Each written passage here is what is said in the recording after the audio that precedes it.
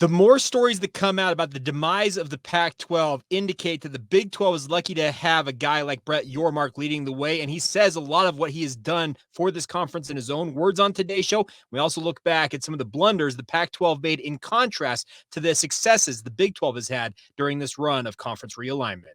You are Locked On Cougars, your daily podcast on the BYU Cougars, part of the Locked On Podcast Network, your team every day.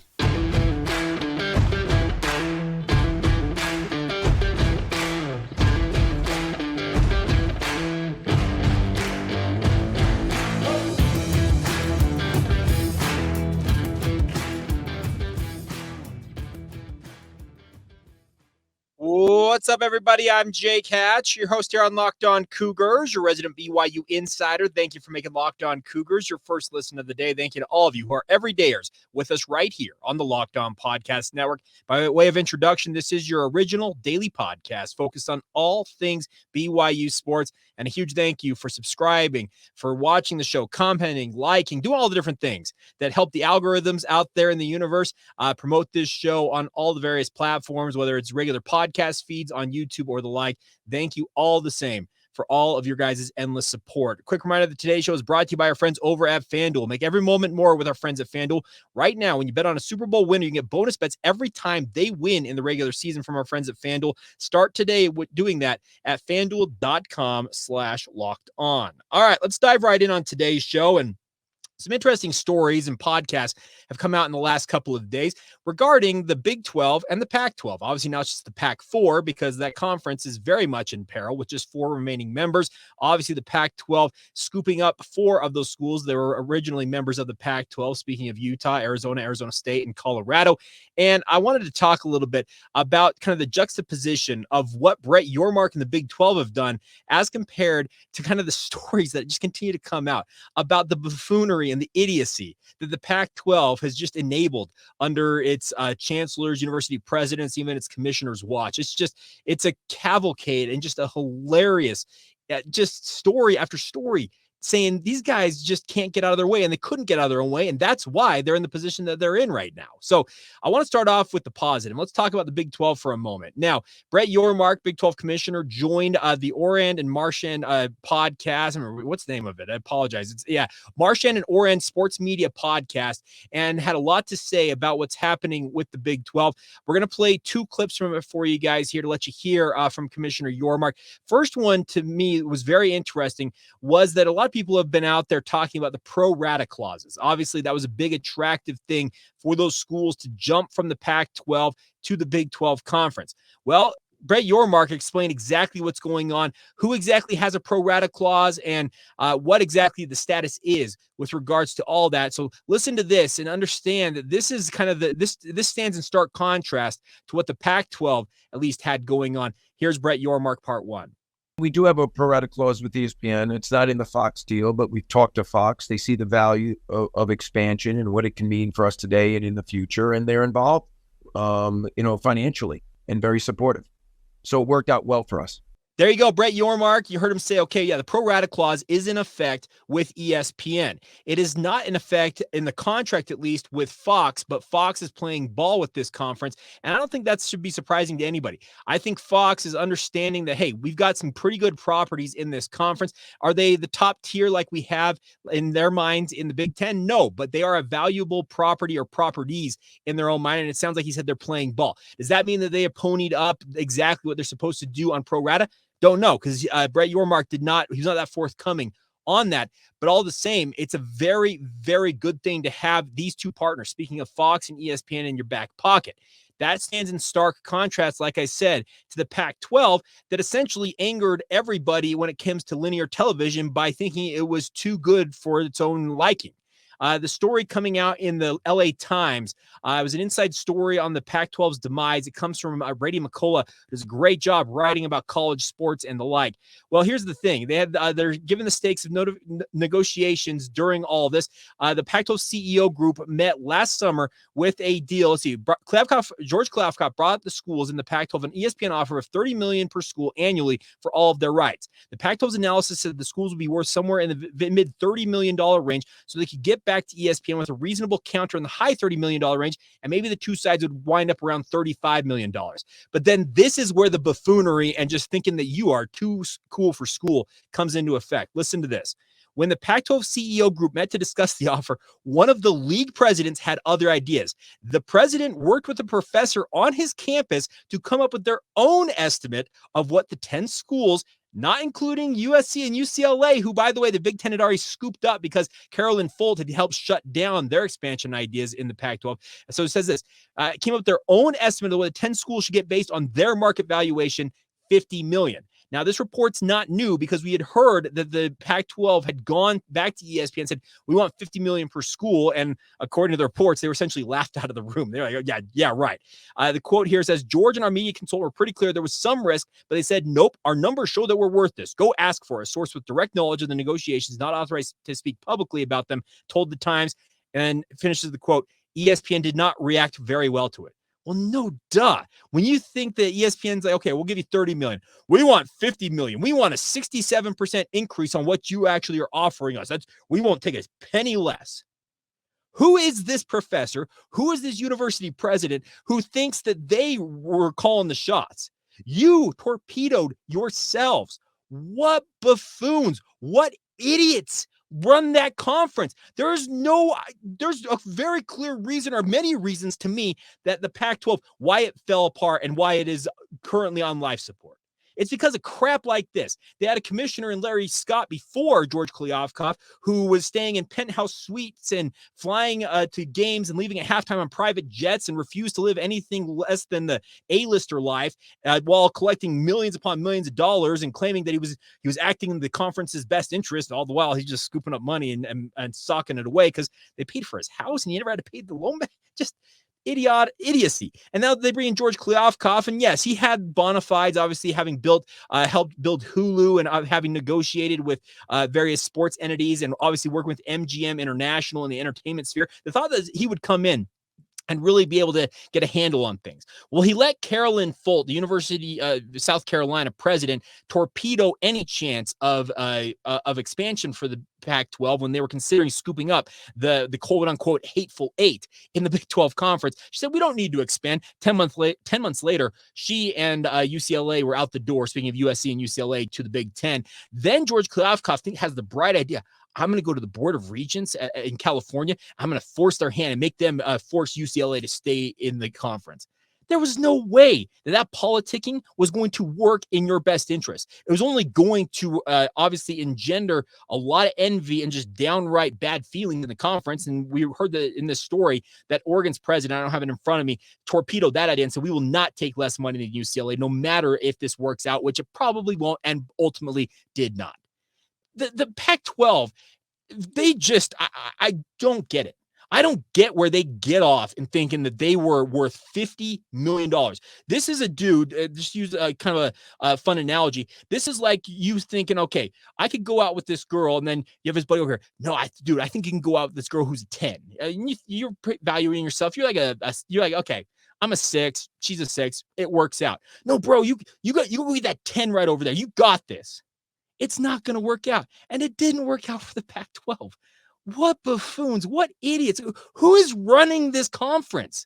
My goodness, you guys can't get out of your own way. So, the more I read about the Pac-12, I just can't believe it. And frankly, I'm stunned that they made it as far as they did. Frankly, it just brutal scenes for the Pac-12 reading through all this. Now, that brings me to the last part of what I want to talk about here, flipping it back over to the Big 12. So part 2 of what I wanted to play from the Orand and Marchand Sports Media podcast with Big 12 Commissioner, not George Kliavkoff, speaking of Brett Yormark. He had a very interesting piece on the newcomers to the conference. And in this piece that Brady McCullough wrote, he talked about the fact that the Big 12, after the Pac-12 decided against adding as many as those 8 remaining schools in the Big 12, they turned around and added the 4 new schools, BYU among them, Cincinnati, UCF, and Houston. We all know this. And as Brady writes, those 12 schools, they weren't in any danger of being scooped up by the Big Ten or the SEC, but they were able to present a united front and go out there and secure their own media rights deal.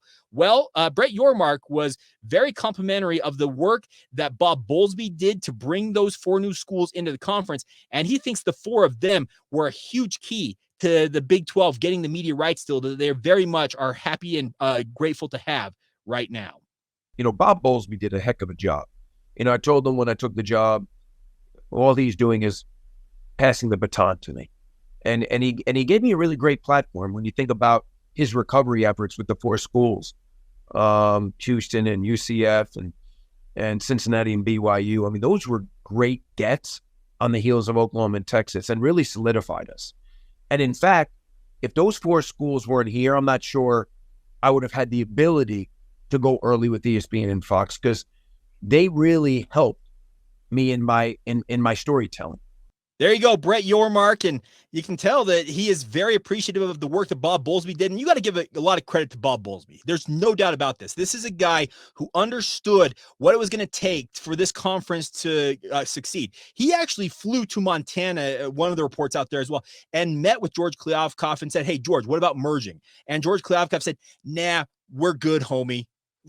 Just more, the more and more, like I said, I read and hear about the Pac-12. The fact that they are doing this is just so stupid. And in this LA Times article, this says new Big 12 commissioner was able to convince his schools that stability was more important than fighting for every last dime. Meanwhile, the Pac-12 thinks that they were worth 67% more than ESPN, who, by the way, they very much needed in their back pocket, was like, no, we need $50 million. And we're not taking a dime less. What are you guys doing?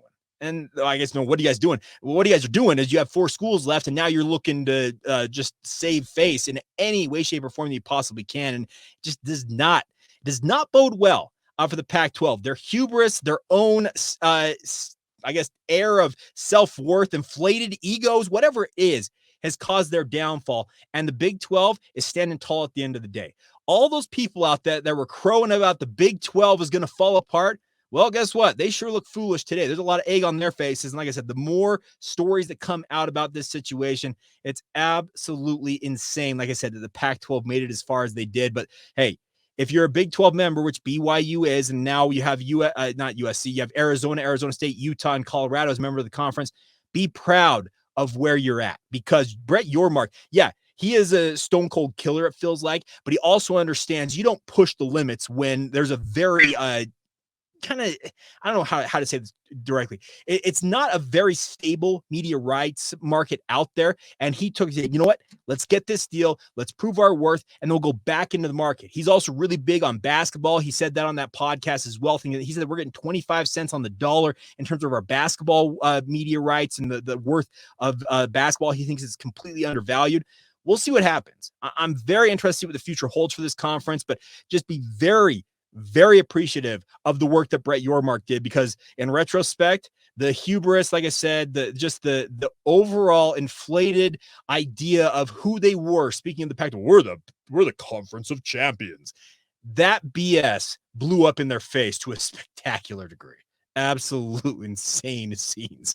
The more I read and or hear about it, like I've been mentioning multiple times. All right, we will step off that soapbox, but we're going to talk a little bit about BYU wide receivers. I had a great chance to catch up with BYU wide receiver Parker Kingston. He is a great young man, obviously working his way up the depth chart in training camp for BYU. Had a great chat with him recently. We're going to play that conversation for you guys coming up next, right here on Locked On Cougars. Now, first, a word on our friends over at FanDuel. FanDuel's been working with us for months now. They are a really, really proud partner of ours, and football season is about to kick off. We all know this, my friends, and FanDuel is giving you the chance to win big all season long, because right now when you bet on a Super Bowl winner, you can get bonus bets every time they win in the regular season. Think about that. If you're going to have a Super Bowl winner, they're probably going to win 14, 15, 16 times in the regular season. That's the best part about this. Just pick any team to win the Super Bowl, and you get bonus bets for every single victory this season in the NFL. You can use those bonus bets to bet on other spreads, player props, over-unders, and many, many more options out there. So visit FanDuel.com/lockedon today and start earning those bonus bets with America's #1 sportsbook. That's FanDuel.com/lockedon to get started today. One more time, FanDuel.com/lockedon. Thank you once again for making Locked On Cougars a part of your day. Thank you for making it your first listen and obviously being everydayers with us here on the podcast. Coming up on tomorrow's show, it is a Friday. It's Mailbag Friday here on the podcast. If you guys got questions, send them in now via social media. Email lockedonbyu@gmail.com is the email address. Always appreciate all of your guys' questions. We'll address any and all of them that you guys can get to us in time for tomorrow's show. All right, let's talk BYU wide receivers. Now, Parker Kingston is a name that I think some of you who have watched Utah high school ranks over the past 5 to 6 years probably know his name. He's currently working his way up the depth chart at BYU, and he's a guy who's got, as I say all the time about him, pure, unadulterated speed. This is a kid who was running the 100 meters, the 200 meters in high school, has the legit track speed. But the best part is you're going to hear him say in this exclusive conversation I had with him, he is the fastest guy in pads on the BYU football roster. And he plans to use that to his credit and obviously to his advantage. Here you go. Parker Kingston talking with myself right here on Locked On Cougars. Talking with people and obviously covering you in high school, you're known for your speed. Yeah. You still feel like that's one of your chief skill sets here at BYU? Yeah, I still feel like that's the major thing that I have is my speed. I mean, I feel like I'm the fastest on the team. I mean, there's some kids on the team that'll say they are, but I feel like game speed, I think I'm the fastest on the team. I was told by somebody who would know that you were the fastest player in pads in spring camp. Yeah, I was. That's impressive because there are a lot of guys who can do track, and you did track, obviously. I remember tracking you through high school, but being able to run in full gear as well that fast is pretty impressive as well. Yeah, some people it doesn't translate, but I'm happy to translate. I feel like I'm faster with a ball in my hands, honestly. Okay. So, yeah. Now, what have you worked on the most since getting to BYU? Probably just learning more about the receiver position because I only played receiver 1 year in high school, and I mean I was just raw. I just ran goes, it's just a simple routes, right? So now that I'm in the offense, I'm understanding the receiver position way more. It's like helped me develop, and I feel like that's been my major thing, just taking in from Puka, Gunner, Koss, all those guys last year, just soaking it all in. Puka obviously now in the NFL, Gunner doing his thing. What did you learn from them, obviously? Because they were pretty established guys when you got here. Yeah, I just learned the film, always go through the playbook, even if you think you know everything. Just keep going through, dial it in. Koss, I roomed with Koss at every game last year, and he'd always have our play sheet, and then he'd watch the film, look at a play, watch the film, see how he'd run like that specific play against this specific coverage. So I've learned doing that this upcoming season. I feel like will help me a lot. Do you like the fly sweep? Yes, I love it. Yeah. What do you like most about it? I love seeing Kingsley out there in front of me, lead blocking. That's not a bad guy to have in front of you. Yeah. I like seeing that a lot. Now, obviously, working with Coach Fessy, what's he like just as a coach and as a dude? He's awesome. Like he's so different from every other coach I've had. He's a player's coach. Like he puts you you and yourself before football. Like before every meeting, it's how are you, like how are you feeling, like all this, and then we get to the football thing. So he's great.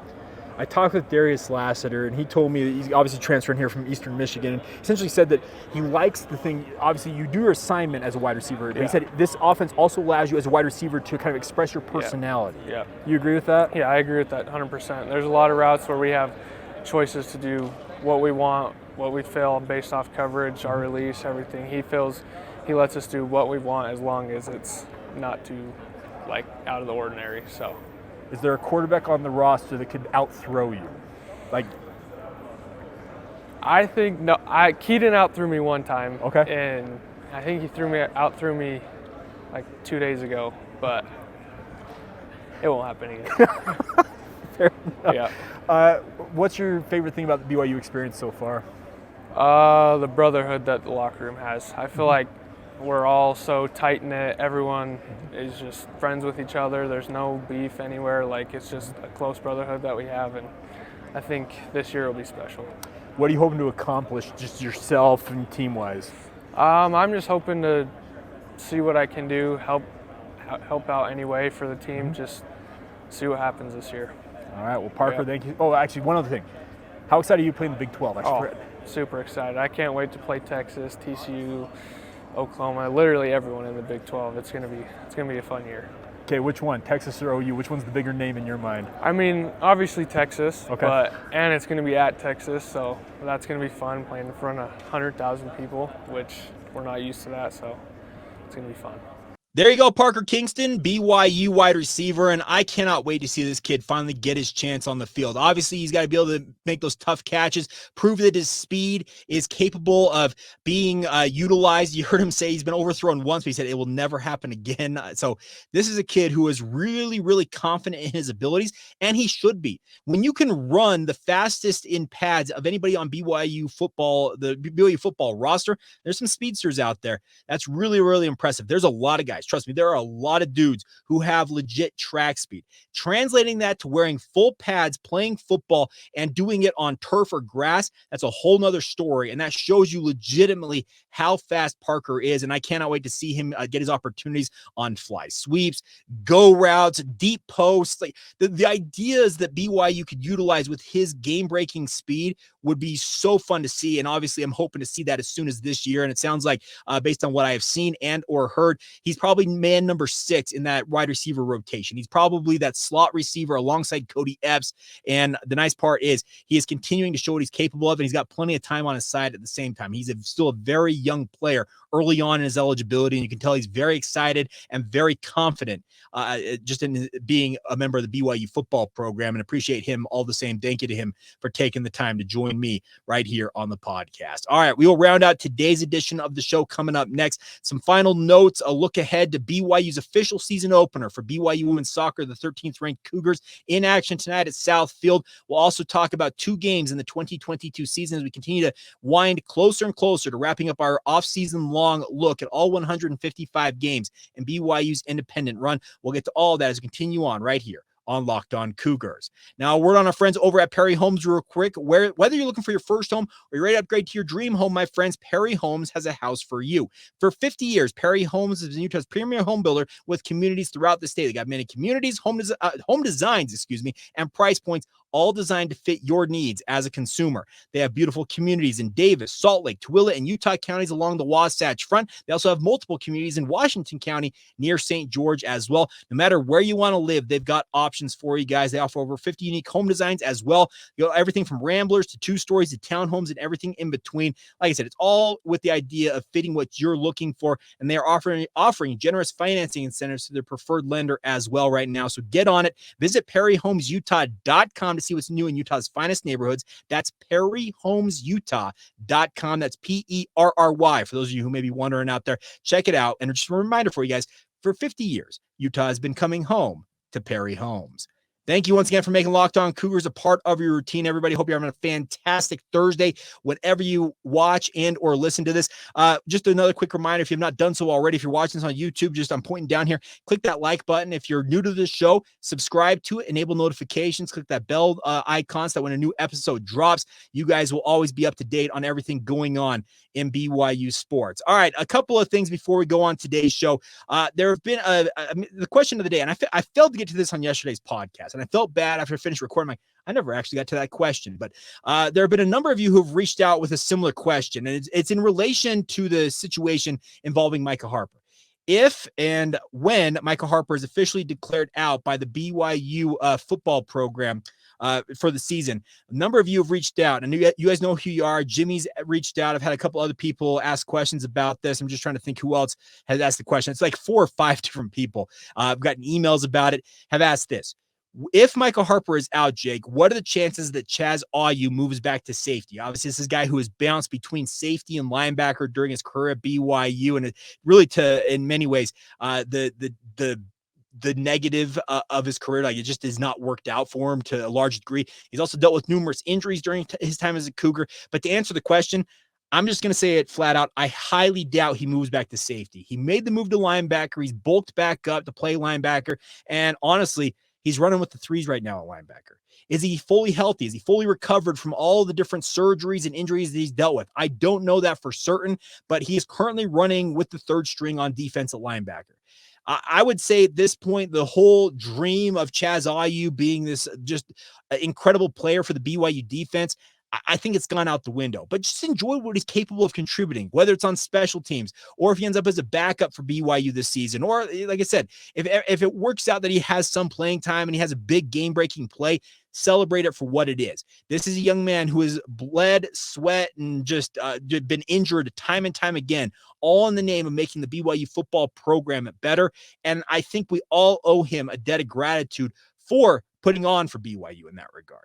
I just don't see him moving back to safety. I think BYU's got options there. I expect that Talon Alfrey steps in alongside Malik Moore to be your starting safety tandem. You have young guys like Raider Demooney, who's a very highly thought of safety prospect in his own right, coming home off of a mission. As soon as he figures out what he's doing in terms of like the mental aspect of the game, where he puts together where he needs to be on the field and the play calls and that type of stuff, his physical tools are already very evident. It's just a matter of getting the defense down. And once he does that, the sky's the limit for a guy like that. So I think that the defense is set at safety, and you don't need to have, you're not being forced to move Chaz Ah You. Is that out of the realm of possibility? No, it is not. But I just do not anticipate it happening. And frankly, like I said, anything that Chaz Ah You offers to BYU this season, I'm going to celebrate it, because this, like I said, this is a young man who has dealt with so much in his BYU career. He had that legal situation, which turned out to be a little bit of a witch hunt. It felt like there's so many things that have gone against him in his BYU career. And at this point, whatever he contributes, let's celebrate that. This is really a good story of him just battling through so many different things. And I'm hopeful he gets his time in the sun, so to say, to be able to celebrate his BYU run. This is his final season as a Cougar, and I hope it ends on a high note for him, honestly. And I'm just, like I said, I'm just going to enjoy the ride with Chaz, because it's his final run at BYU, and I'm hoping everything goes as well as it possibly could go for him. All right. Couple other notes before we go on today's show. BYU women's soccer official home opener, season opener tonight at Southfield. They host number 21 St. Louis in a top 25 showdown tonight. Scheduled for a 7:00 Mountain Time start. If you want to watch this, get out to Southfield. I'm sure there's probably a few tickets remaining, but if you want to watch it just in terms of your TV, I hope you've subscribed to ESPN Plus. I've been saying this for months now, folks. If you want to watch the Olympic sports at BYU, ESPN Plus is a must. It costs $9.99 a month. I would encourage you to bundle it with Disney Plus and Hulu, and just get that bundle, because it's a better just overall package. Extra channels, ways to watch stuff for a lower price overall than if you were to subscribe to all three separately. But a big opportunity for BYU, ranked number 13 in the country, to start the season on the right foot as they take on the Billikens. Like I said, it's a top 25 showdown. So this is a really, really fun opener for BYU. They have notched 5 straight season opening wins, including a 1-0 win over Cal State Fullerton just last year. Under the direction of head coach Jennifer Rockwood, they are 21-3-4 in season openers, 8-0-2 when opening their season on Southfield. So they have never lost a home opener in a season opener at Southfield, and I don't expect that to happen tonight, but we'll be watching that 7:00 Mountain Time once again for BYU and St. Louis. All right, final notes on today's show is we talked yesterday about the Oregon game that really, in many ways, I felt like kind of tipped the season for BYU in 2022, which they never really recovered from. It felt like confidence was shot for a lot of guys after that humbling loss at Oregon. BYU returned the following week as they hosted longtime WAC and Mountain West rival Wyoming at LaVell Edwards Stadium. The Cowboys were obviously up for the game. It ended up BYU winning this 38-24, so a fairly comfortable win in the end. There was that celebration of the Black 14, and obviously it was a really, really kind of dark period for Wyoming and BYU when the Black 14 deal went down. It was in the 1970s. It was the late 60s, 70s, whatever it happened. It was fun to have members of the Black 14 come back to BYU and talk about the fact that they have worked in concert with the Church of Jesus Christ of Latter-day Saints to rebuild bridges that felt like they had been burned in the past. But the nice part was Jaron Hall went out and put on for BYU, 26-32, really, really fine performance for him, 337 yards and 4 touchdowns, leads BYU to a win. They're ranked number 19 after the loss to Oregon. That pushed them to 3-1 on the season. So you're feeling okay. They got past it. Wyoming gave him trouble, but then they had a quick turnaround. A Thursday night game against Utah State in Provo once again. So just 5 days later, BYU hosts the battle for the old wagon wheel. Utah State was struggling at this point. They were 1-3 on the season. BYU still ranked number 19 at 3-1, welcoming in the Aggies. And as it seems to be custom when BYU and Utah State have met of late, quarterbacks taking hits. And that is what happened to Jaron Hall in this game. He finished 17 of 27 for 274 yards and 3 touchdowns. But as we all know, He ended up getting injured in this game, and he needed all the time. They had the extra 2 days to get ready for that Notre Dame game the following week down in Las Vegas. They needed to get him as healthy as possible, and he was banged up. There was no doubt about that. And we'll talk more about Notre Dame tomorrow, but the biggest thing about these two games is they were both wins. BYU won this game 38-26. So a 14 and a 12-point margin are fairly comfortable margins of victory. They're not necessarily the most comfortable, and those of you who watch these games know that there were moments where it felt like it might have slipped the other way for BYU, but the nice part was the Cougars ground out wins. They were 4-1 on the season after this, but it just never felt like BYU was back to what they were after Baylor in these two games. It's just, like I said, any of you who listen to this, and if you guys have a different thought, I welcome your feedback on this. But my takeaway was watching these games, and I was there watching these in person. It just felt like BYU was kind of scraping by. That's what it was.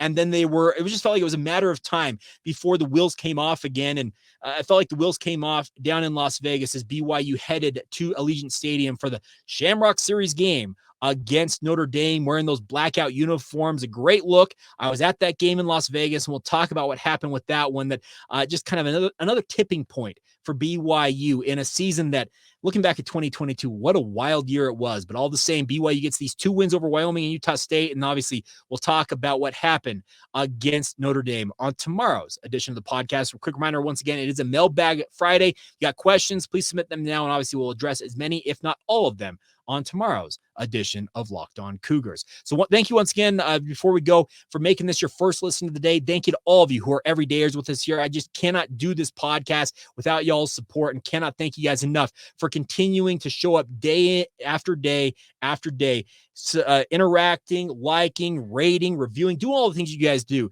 to support this podcast. It means the world to me, and obviously I cannot thank you guys enough for the continued support. Until tomorrow, though, have a great rest of your Thursday, and we'll be back with you guys on a Friday right here on Locked On Cougars. See ya.